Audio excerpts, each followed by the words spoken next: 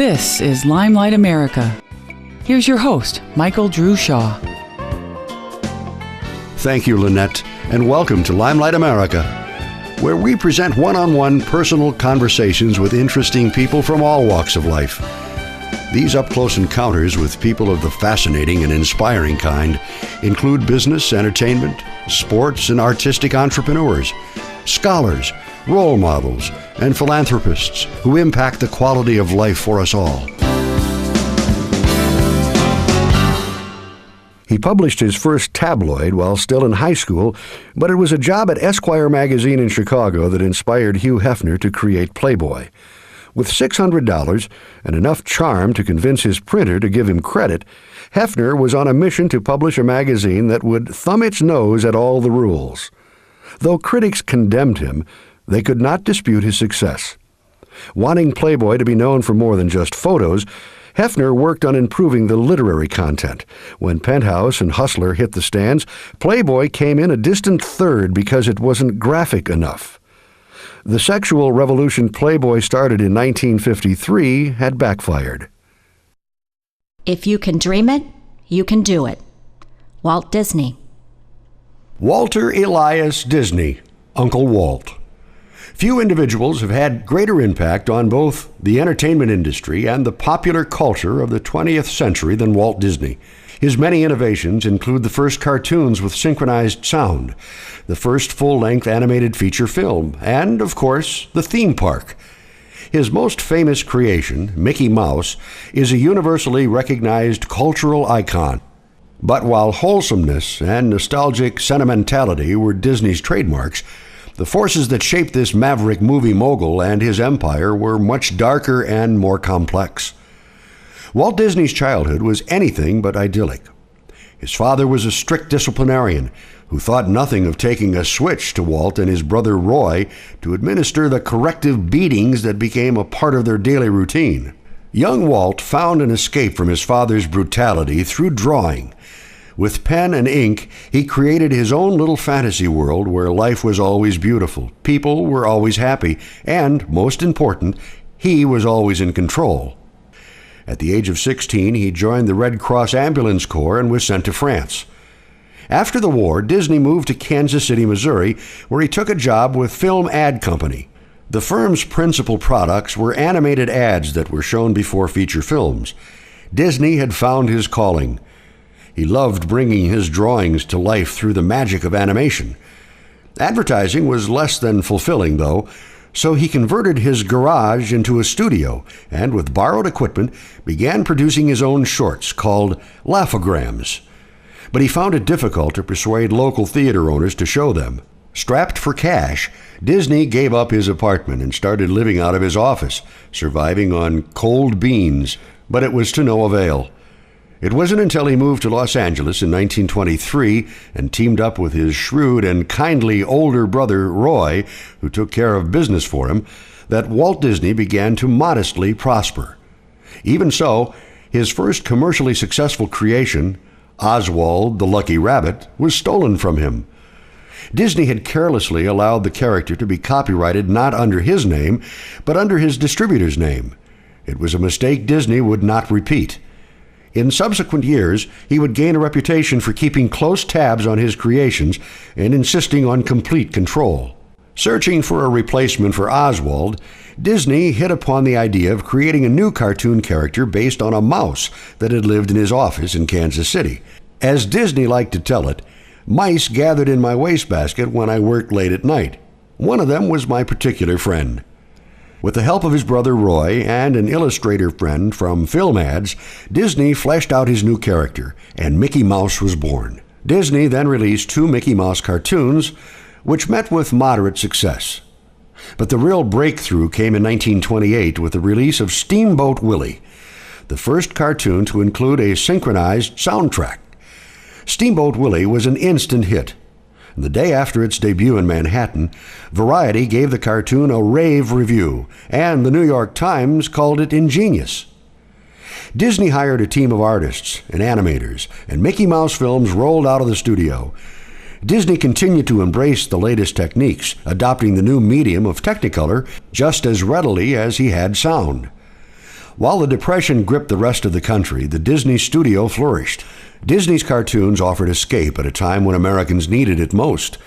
Meanwhile, as his short features raked in the cash, Disney was planning a bigger project, a movie-length cartoon in full color with music. Given the time-consuming nature of animation, the project was costly and risky. But when Snow White and the Seven Dwarfs was released in 1937, it proved to be no risk at all. 3 years in the making, it was Hollywood's first full-length animated film. Previously, Disney's work had been the sideshow. Now it was the main event. Critics raved at this artistic breakthrough, and audiences crowded the theaters. Disney even received a special Academy Award for his work.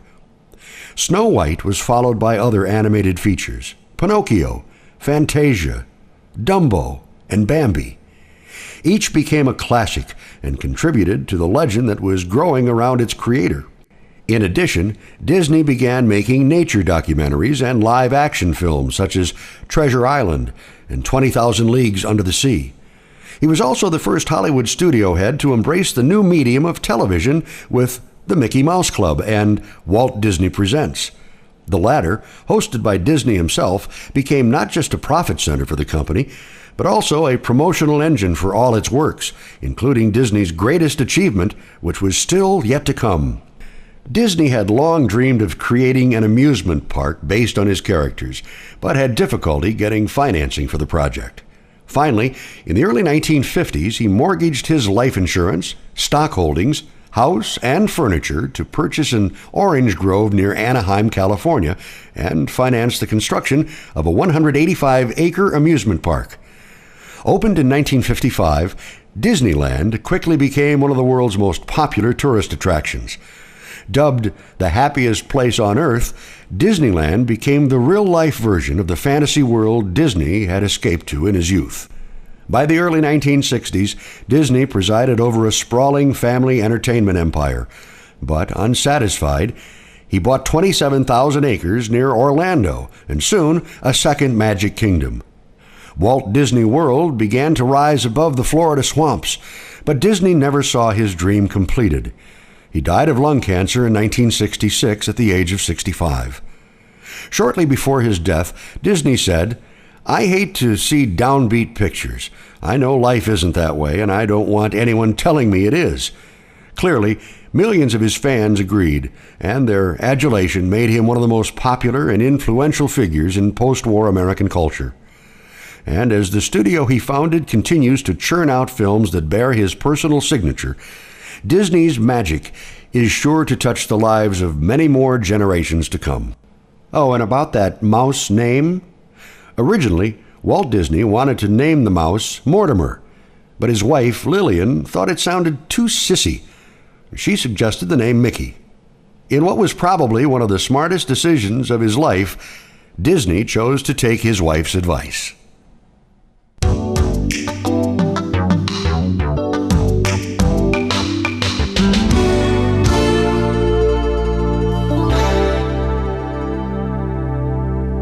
You're listening to Limelight America.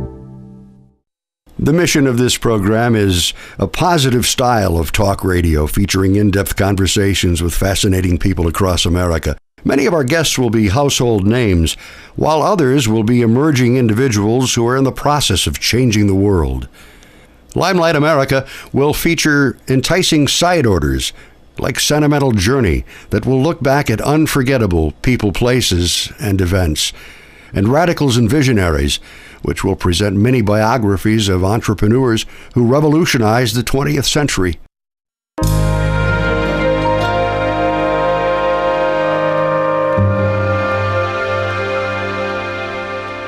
Today on Limelight America, Sea Lion Studio. You know, we are inundated, actually blessed, I guess is a better word, with some of the remarkable audio and visual productions that are all over the internet these days. We often see them and marvel at how the Clydesdales kick the football in the Budweiser commercials, and so many other captivating and compelling things. Sea Lion Studio, their actions are centered on a mission that is to inspire and support the use of digital media technologies within local communities. Nick Durant is the owner and president of Sea Lion. It's a digital media company that launched in 2002 to provide distribution and management resources to individuals, businesses, and groups in all forms of intellectual, creative, and commercial expression. So, in other words, we're going to talk to one of the guys behind the curtain and some of these things that we see and hear today. Nick's history includes audio and video production, electronic engineering, computer systems, administration, and user support, website development. In other words, he's wired. And we're glad to have him with us today. Welcome to Limelight, Nick. Hi. Thank you, Michael, for having me. I appreciate it. Well, let's begin, as we do with all of our guests, about who Nick Garant is in the beginning. The little Nick Garant, the tyke, the little boy. Where'd you grow up? What inspired you early in your life? I was born in Akron, Ohio. Actually lived my first days in Cuyahoga Falls. Moved up to Lake Erie, which was a very fortunate thing to get to live by a body of water, up to Huron, Ohio. Huron is a great little town in that it's stuck right next to, and yeah, this is a small town, and I think the town was about 30,000 people, or give or take, but it's stuck right next to Sandusky, which for anyone in this part of the region knows is where Cedar Point is at. Okay, let's move from Huron, Ohio, and take us to the next level. Let's fast forward. Well, when you leave, you leave high school, you're supposed to have some idea of where you're going and what you want to do, and I think I can let out the secret that I'm one of the probably vast majority who had no idea. Had a lot of things said as far as what you should do and what you should look for, and a lot of tracks kind of presented, but they weren't arising as much out of me. And I don't mean to mean that in a negative way. I just meant I didn't have a focus. I went off to Miami University, which is here in Ohio. Very good school, and it was a good experience, but it wasn't clicking. So I did the proverbial take a little time off, and in that time, which had its goods and its bads, it had an opportunity. I was in Fort Lauderdale, Florida, and there was a community college there. I think it was called Broward Community College, and there was this is 1980 and 81, somewhere back there. They had what was called at that time a video arts class. Video at the level of arts and artists was not anywhere near as prevalent as it is now with the digital tools. Right. Things were expensive and big and clunky. Just about anybody can position themselves to do videos. Look at YouTube. I mean, for instance, is the explosion there. The marketplace is flooded with information. You have any thoughts on how that whole process occurred and what it did to you? Yeah, well, I don't know if I was a voice in the wilderness. I think I was just a cog in the wheel, in that I worked in it and did. I worked in the industry that could exist at the time, which was broadcast television back in the time when, just in the onset of massive cable channels. So there were local broadcast stations who had built up, some pretty what is clearly now should be looked at as some pretty expensive capital and infrastructure to do that work. It wasn't easy to do, to have a large studio with lights and big cameras that cost more than houses cost now. Some substantial investment was required to do that work of bringing this content to people through the channels that existed. And so that was where you worked. I mean, that's kind of why when I referenced the oddity of visual arts back in the 70s and 80s, it wasn't YouTube now where everybody can do it. It took coincidence and opportunity and a lot of perseverance if you wanted to pursue an individual track back then.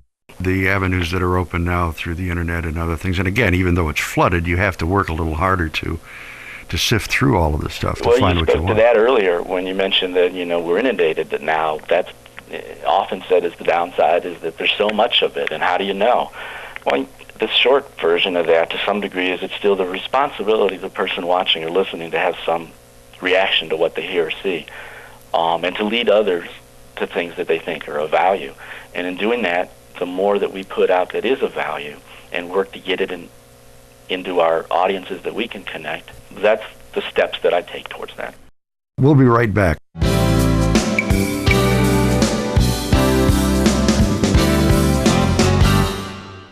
On a Wednesday night in October 1937, a man was escorted to a table in the Persian Room at New York's Plaza Hotel by Richard, the maitre d', who suggested capellini with red sauce. 7 years earlier, Richard's brother, a chef, had left the plaza to start his own restaurant in Cleveland, where the recipe had become so popular people were taking second orders home in jars. The man who came to dinner that night in New York was John Hartford, head of the great Atlantic and Pacific Tea Company. He was so impressed that within months, Chef Hector Boiardi's spaghetti with red sauce was on the shelf in every A&P store in America. And as they say, the rest is history. Welcome back. We're with Nick Garant. Making movies is a business, and you had an interesting opinion on that. Yeah, and I mean, that's what I do in the sense of you're talking to someone who's in a business. And I'll tell you, being in a business is a word that carries its own weight no matter what you do. There's, overhead of god-awful number of forms and policies and procedures and, shall we mention the word government, rules and taxes and bookkeeping, and, it isn't just doing what you want to do. That is there too. And that weight grows the bigger your business grows and the bigger the things you have to do to get your business out. And building an industry that does entertainment, the word there was industry. And what we get as people being entertained or educated is the output of that. As an entrepreneur, Nick Garant, what did you go through to get your business off and running and off the launch pad? First of all, there's the decision to do it, that step. And I think that stops most of us, basically because of momentum of our current environment, our life, or whatnot, because it is a step that once you take, you start finding out how big it is when you leave behind the different support structures of somebody else worrying about all the overhead and back end and stuff. If you're in it, especially as a small business person, meaning like one person or two or something like that, it's not like you have a team of people and board that you're drawing on even for that. There's a step you got to prepare and decide that it's worth taking. And then after you take it, you find how big it is, in that there is a lot that isn't what you're trying to do that you have to do. And that's unfortunate, and there's lots of ways that I guess we can all hope that we can change that. But in the meantime, you go back to your first step is that you're trying to do what you want to do. And if you believe or you're sure that that's what you should be doing, then you work harder at it, and you don't get diverted and distracted by things that are taking you away from that. It's like if I work for somebody and I have a job, I'm supposed to be doing that job and working to do the thing that they're asking me to do. And it's no different when you're the person at the front deciding what that is. You got to keep yourself and everybody else on that job, even if it goes through a hard time or a difficult time, which by its general nature, something new, especially if it's not like just another franchise of a restaurant that has a lot, again, of momentum of support behind it. If it's something new, it's breaking into areas that haven't been broken into before, so they take effort. Let's talk about your choice to be community connected. The simplest way to describe it is I live here, and I eat here, and I sleep here, and my kids do things here, and my friends do, and if there's any place that I'm gonna invest or protect or try to grow, why not here? And certainly there should be some things that make it easier than trying to reach across the country and do something. Tell us about working with students and so forth. Good example. You're helping bring about something that's going to produce something more than you're putting into it.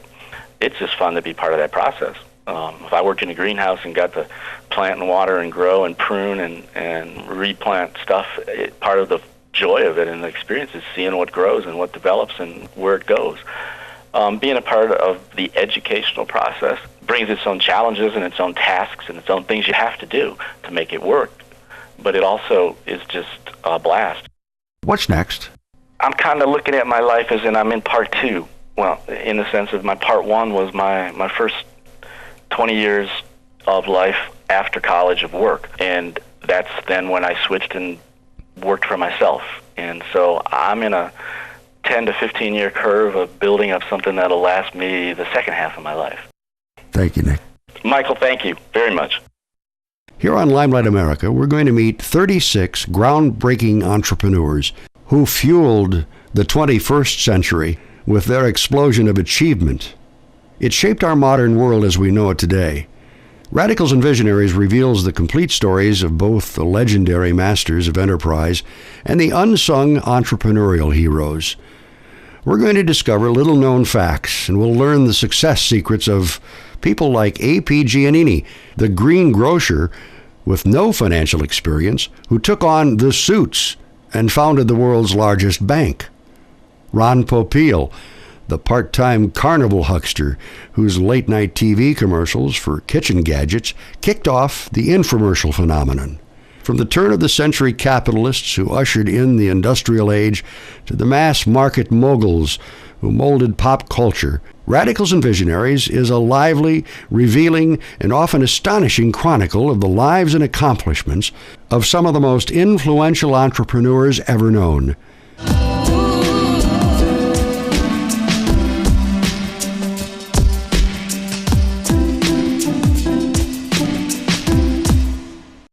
It all started in 1952 in a small laboratory on the campus of Purdue University.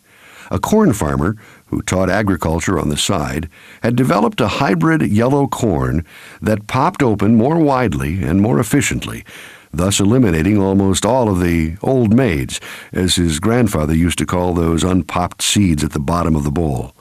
The new corn was considered too expensive by the established popcorn companies, who turned him down, so the Brazil, Indiana entrepreneur, unwilling to give up, started selling direct to retail grocers. By 1976, Orville Redenbacher's gourmet corn was well on its way to becoming America's best-selling popcorn. I didn't want to be a big record mogul and all that stuff.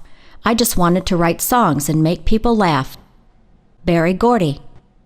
When Berry Gordy launched a small independent record label in 1959 in a two-story frame house on West Grand Boulevard in Detroit, he had no idea his dream of writing and producing his own music would spark a musical revolution. Throughout the 1950s and the early 1960s, the music industry was sharply divided along racial lines. Jazz, blues, R&B, soul, and other so-called black music was played solely on black radio stations. But Gordy would change all that. His unique style of music, which he dubbed the sound of young America, was the first to break the race barrier. In addition to gaining the national acceptance of black music and the well-deserved recognition of the singers and musicians behind it, Gordy's Motown sound gave birth to the largest and most successful black-owned business in America. Growing up on Detroit's Lower East Side, Gordy's two greatest loves were boxing and jazz. By the time he graduated from Northeastern High School in 1948, Gordy was ready to put boxing first. But after winning 15 Golden Gloves matches, his career was cut short when he was drafted to fight in the Korean War. After the war, Gordy was too old to continue in boxing, so he turned to his other love, opening a record store specializing in jazz. Unfortunately, Gordy had failed to notice that blacks in Detroit were not especially interested in jazz. They wanted to hear rock and roll. Gordy's 3D Record Mart went bankrupt after only 2 years. After this initial failure, Gordy reluctantly accepted a job at Ford Motor. But he wasn't about to give up his dream of a career in music.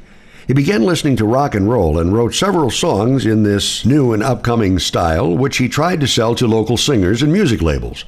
He had some success, but his big break came when he attracted the attention of singer Jackie Wilson, who recorded Gordy's Reet Petite and the now legendary Lonely Teardrops. Both songs became instant hits, and based on their success, Gordy quit his $85 a week job at Ford and struck out on his own as an independent producer.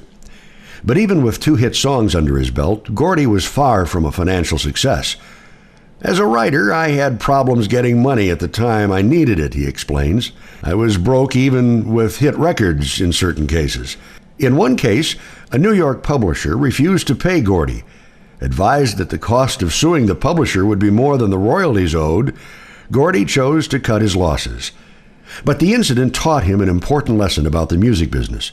If you have no control, you've got no power. To gain the control he needed, Gordy decided to start his own record company. Borrowing $800 from his family, he founded Hitsville, USA. That was in 1959. The first major hit for the fledgling label was Way Over There by William Smokey Robinson, a teenage singer Gordy had found performing on street corners. Under Gordy's guidance, Robinson and his group, The Miracles, quickly became a sensation, attracting other young black performers to the fledgling record company. Within 3 years, Gordy's stable of performers would grow to include a number of chart toppers, including Mary Wells, The Marvelettes, Marvin Gaye, The Contours, The Prime, whose name Gordy changed to The Temptations, and a 9-year-old blind boy named Stevie Morris, better known as Stevie Wonder. By 1960, Gordy had produced no fewer than 5 hit records and changed the name of his company to Motown, a contraction of Detroit's nickname, Motortown. Scouring the nightclubs and street corners of Detroit, Gordy found a virtually limitless supply of talented young black performers, including the Four Tops, Diana Ross and the Supremes, and Martha Vandella and the Spinners, all of whom he quickly signed to Motown. By 1966, 3 out of 4 Motown releases were chart-topping singles.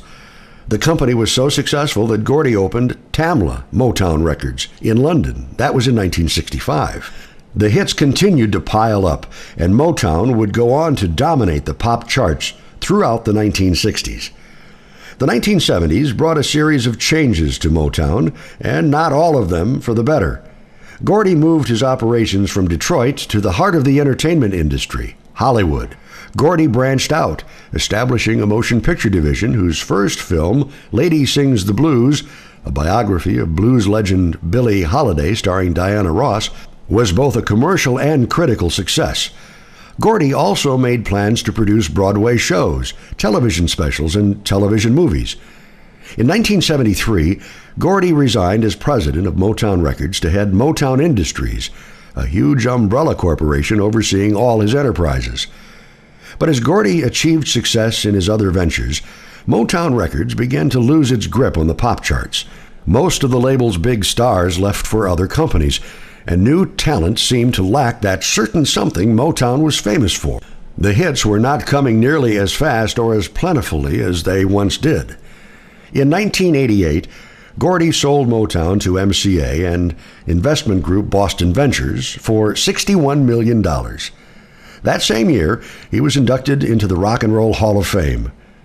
Today, Gordy remains active in the entertainment industry, writing songs, producing records, and working with the newly established Motown Historical Museum in Detroit.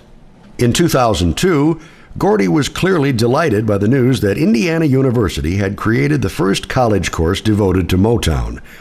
It was called, naturally, Motown, and Gordy donated 68 copies of his 1994 autobiography, To Be Loved, The Music, the Magic, the Memories of Motown.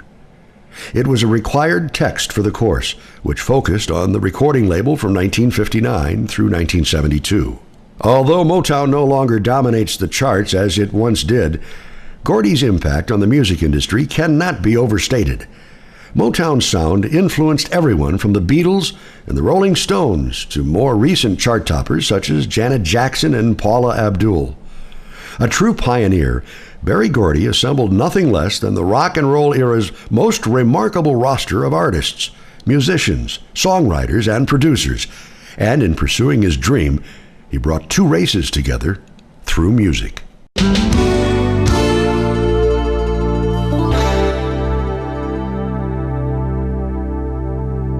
You're listening to Limelight America.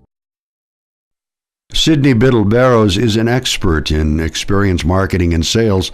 She is known today for her innovative, unorthodox approach to sales, and perhaps is best known for her reign as the Mayflower Madam when she founded and operated New York's most elite, premium-priced escort service.